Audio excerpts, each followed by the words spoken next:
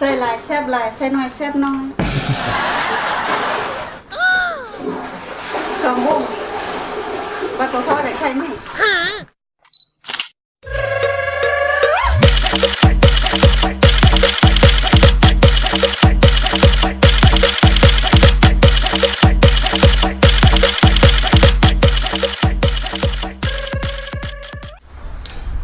สบายดีทุกคนยินดีต้อนรับเข้าสู่ซ่อง KSEK วันนี้สิมาแกงหน่อไม้อันนี้เซฟ หน่อไม้งาม นี่เซฟนี่แกงหน่อไม้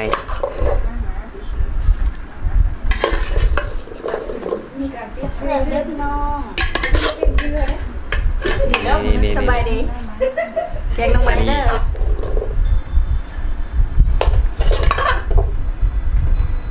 รับประกันเลยสีมือแซ่บว้าว กินไหมเค็มดิ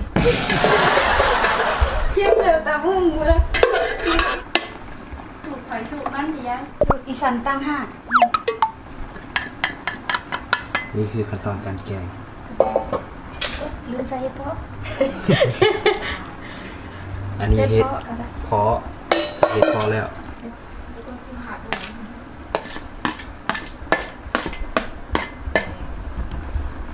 ใส่เห็ดปวก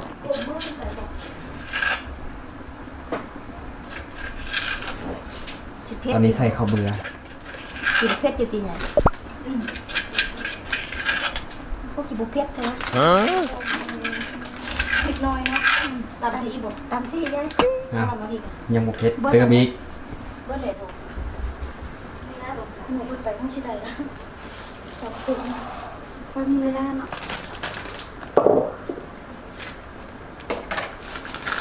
คนแกงทำไมขี้อายเด้อคนหมูรับหมูนอนดูแกงไม้โยก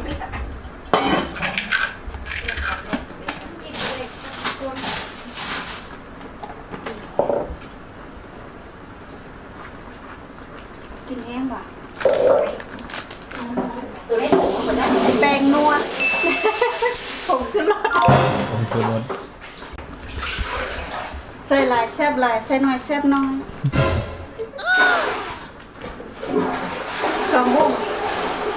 บัดบ่พอได้ใช้ไหม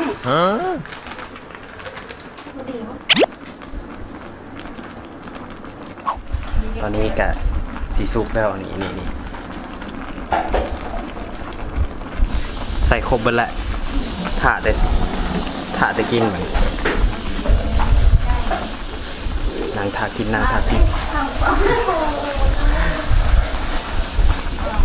เป็นตาแซ่บอยู่วะแกงหน่อไม้ใส่เห็ดใส่หมักบวบใส่มะอื้อใส่ฟักทองเซฟรีแล้ว เดี๋ยวซิม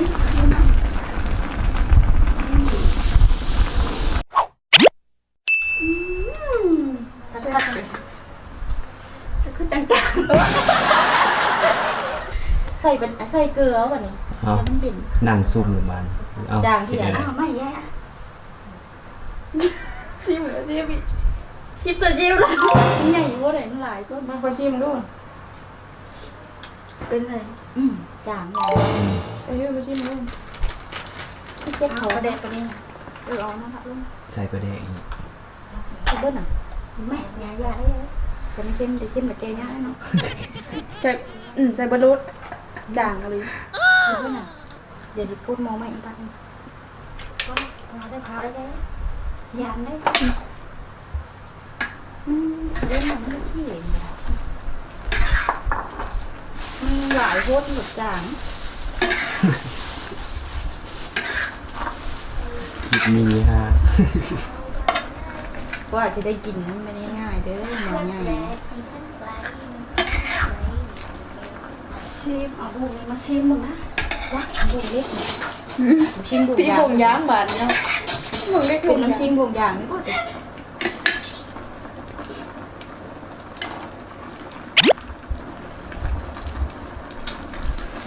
พอดีแล้วมัน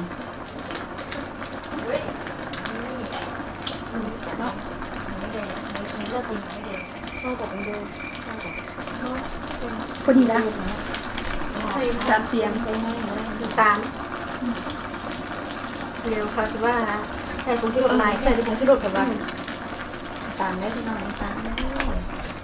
ไม่ได้เดินตามนะตามนี่หลายกระปุกกันนี่อันนั้นคือเป็นกระปุกในร้านที่เสร็จแล้วมากมันหลายกระปุกซีนเนี่ยว่าที่ใส่ซุปเข้มหมดหรอกเป็นซุปหวานเนี่ยใส่ลงไปอะไรเข้มรสนี้ต้องเข้มมารสนี้ว่ะ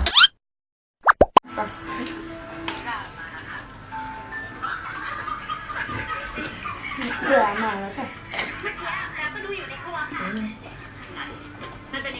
ส่งรูปส่งได้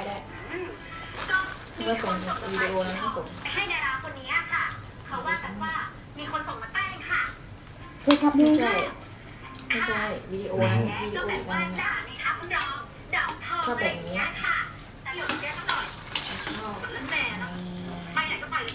บนโลกประจำโอ้บีบี ส่งตัวเซฟครับห้องเปิดมาเฮ็ดแกงหน่อไม้ให้กินแล้วก็กลับ ได้แล้วเอามากินกับสามี กินกับสามี ที่สารลงมือ